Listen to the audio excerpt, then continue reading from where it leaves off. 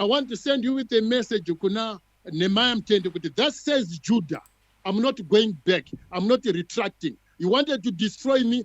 Continue doing what you have. Continue posting what you're posting, and then I'll continue upon you. That is my final word to you. You started the war. Imimi kana ini ndichirwisa imbwa inenge yakandirume yakatizira mune dzimwe imbwa ndinoataka zvipitibhuru zvese. I don't select. Inini nyoka yakadya mbudzi yangu yakatizira muguri mune rimwe nyoka handisiya nedzimwe nyoka dzisina kundidyira mbudzi dzangu ndinopisa nyoka dzese. Iwewe I consider you a devil. And so I will consider every member of ZCC a devil. And I'm going to attack. Kwete nemanyepo. Nduda ungotora chokwadi chete nichofushira ZCC. Andisati ndatanga. Ndichatanga kuburitsa ma deep secrets.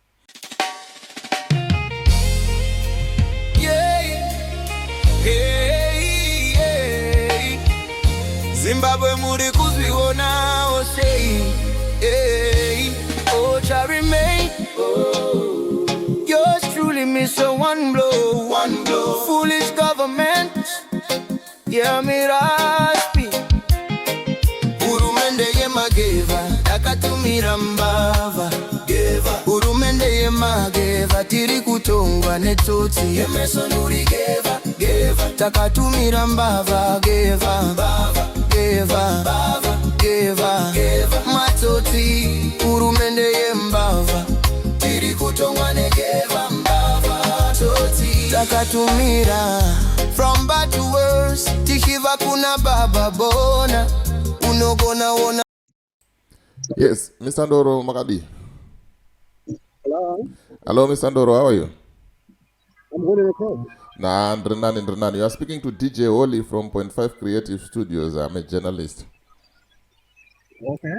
And ona nyaya iri kunetsa painternet namukoma YaJeff Judah is one of the people wandinombohosta on my platform. So I just wanted to find out kuside kwenyu kuti zvakamira sei chii chiri kumbonyasoitika.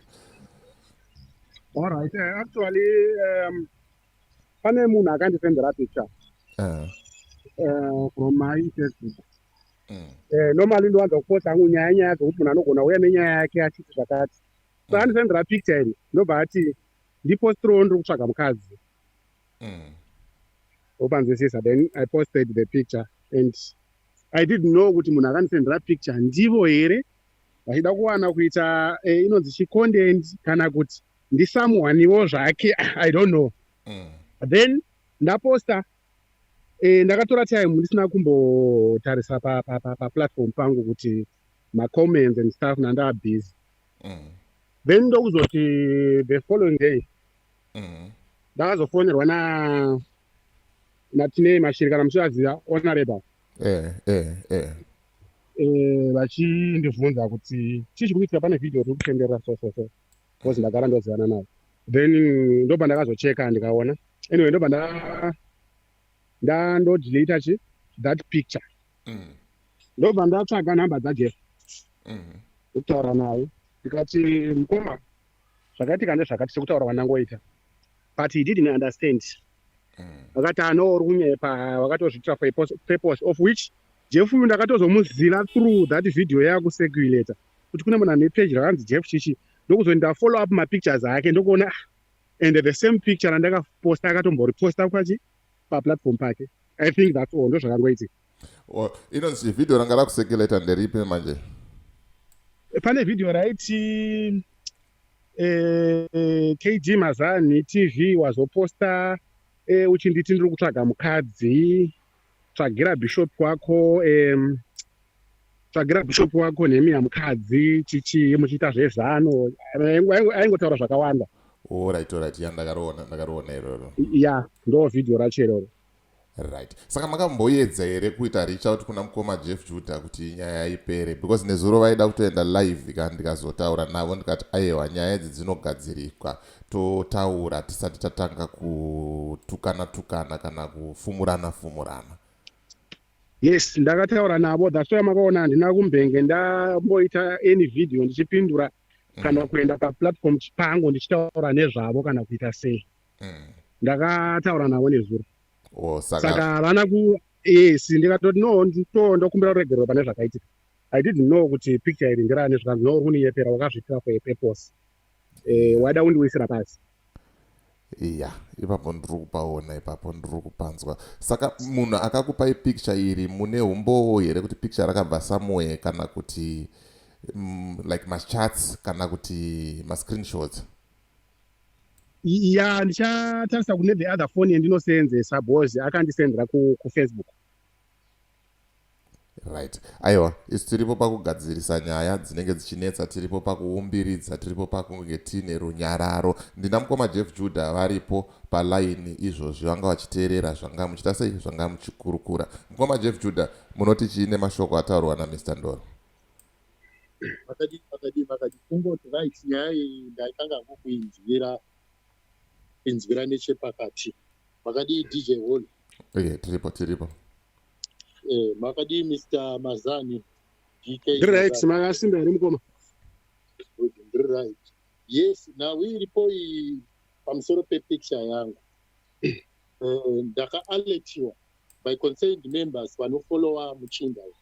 I think DK Mazani has got 169 or maybe 170,000 followers on Facebook, of which some of the people who also follow me vakaona papostiwa picture yangu zvichinzi uyu munhu ari kutsvaga mukadzi.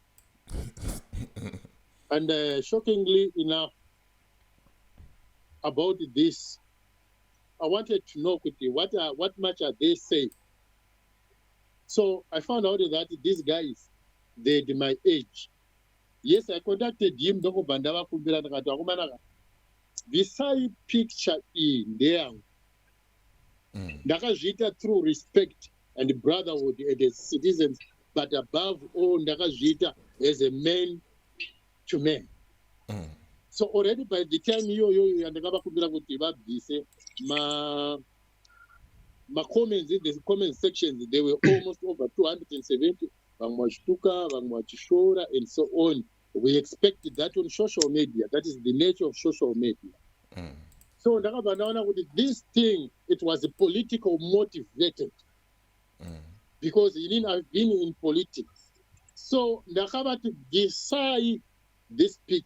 I think I posted I gave them 1 hour, they never removed. I contacted them more than 12 times. I think if you are talking to a man, you can only tell a man once or twice, but 12 times, it means that this thing was well designed. The Vandava was kana madaro imini guy. Murkur wanene, you want to blackmail me. I'm able to bring this war on your doorstep. And the Kananchikan does the Itanga imini. I used to pay it because I go deeper. So the Vandatu no, let me give them time. So I had to wait another 24 hours. Can you imagine? This picture. He was supposed to say, Koma Jeff, I'm sorry. I did not know I was joked or like a man. Speak to a man like to a man. Then you apologize publicly. Picture here, I'm going to chisa. Ndakazoona muridzi wayano Jeff Judah usana haasi kutsvaga mukadzi ndine urombo zvandakaita. So after now, ndapressa pabhatani rabishop wavo weku-ZCC. Mashiri, one of the honorable big men ari kuZanu PF panditi. Akabva auya kwandiri. Tikanzoona iwewe Jeff irwa neni. Irwa naKD Mazani. Usarwe nevakuru ava. Ndakati inini makapindira, inini pahondo yangu I was fighting against Zanu PF. I was fighting against ED. I was never fighting against ZCC. Kana dai ndaida kurwisa Zion Church, ndikadenda kai destroy many years back because inini I can go deeper into their bedroom. And I'm even ready from now. Ndinogona kutaura kuti ningakamira kuti mukadzi wangu ningakamira kuti mwana wangu ningakaroyana niki ningakanoponera kwakati. So I was trying to be somebody. I was trying to also protect them. Nekuti ku ZCC yekwa Nemai.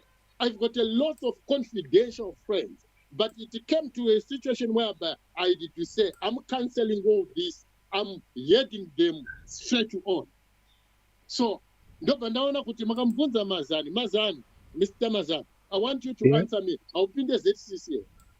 No church kwangu chako chabego. Mashira, I'll pin the ZCC. Ndoka vanopinda. Mashira, I say a member of Zanu PF. Yeah, remember Zanu. Iwewe remember ye political party? No, I don't do politics. Okay, right. So iwewe hauna kufonerwa here namashiri?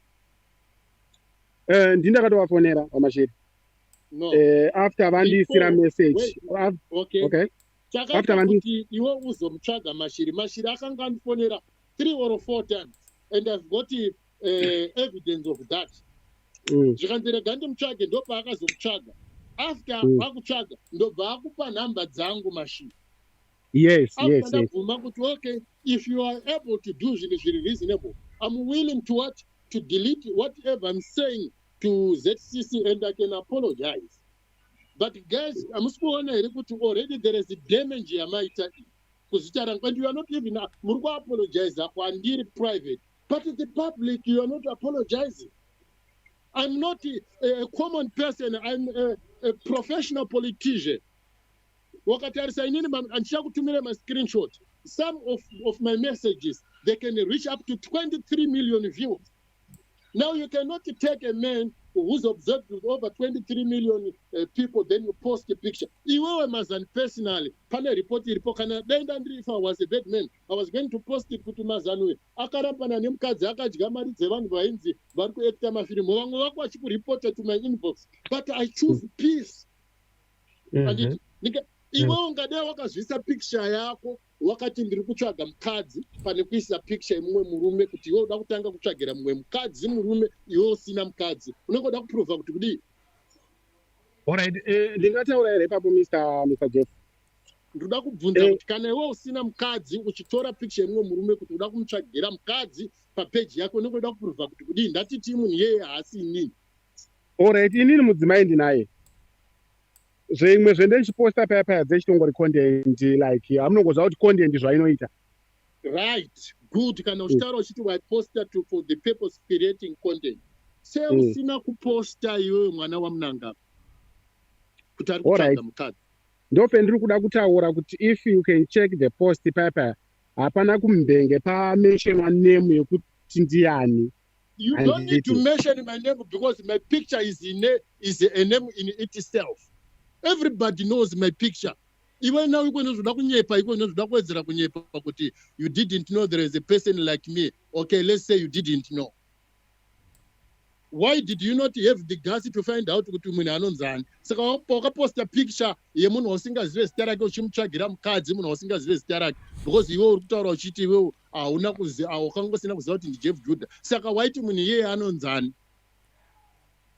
I thought maybe I know follow up on my comment section.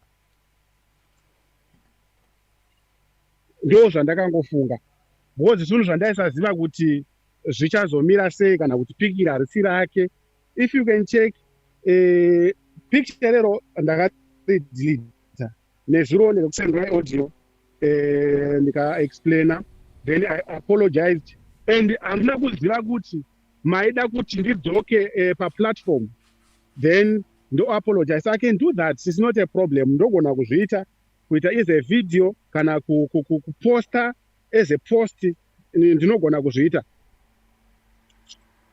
Right. Mashira akaita imwe video yakaisa ku comment sections is chiriko. I never deleted it. Achitaura nini. And I received even some threats from members of ZCC. But the bottom of the issue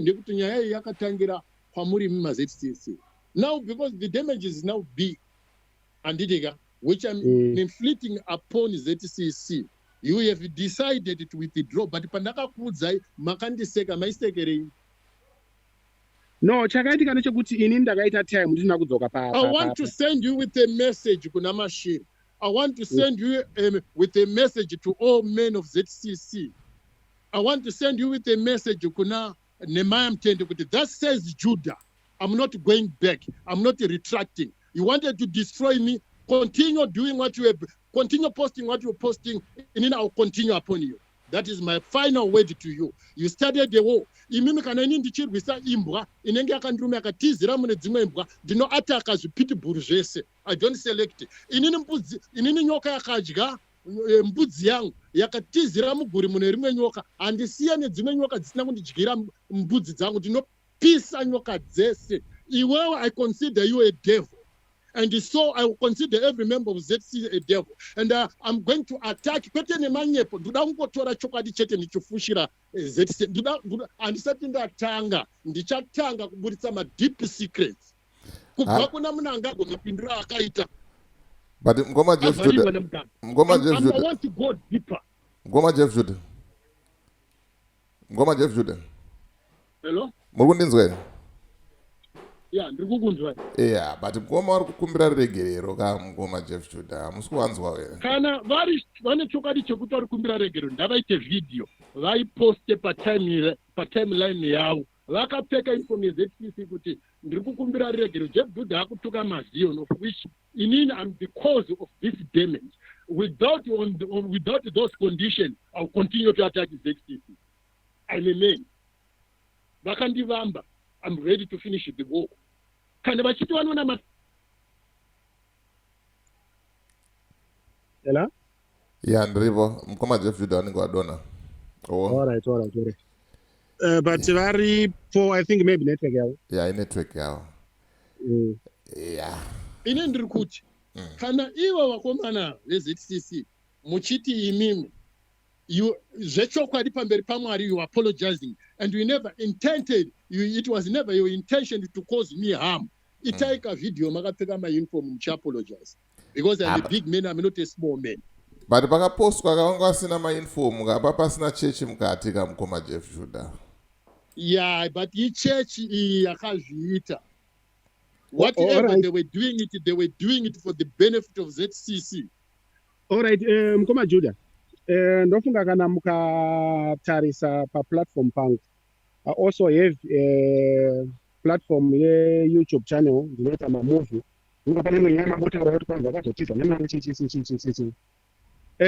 When I'm doing my things platform pangu, anditi ndakapfeka badge, anditi ndakapfeka uniform.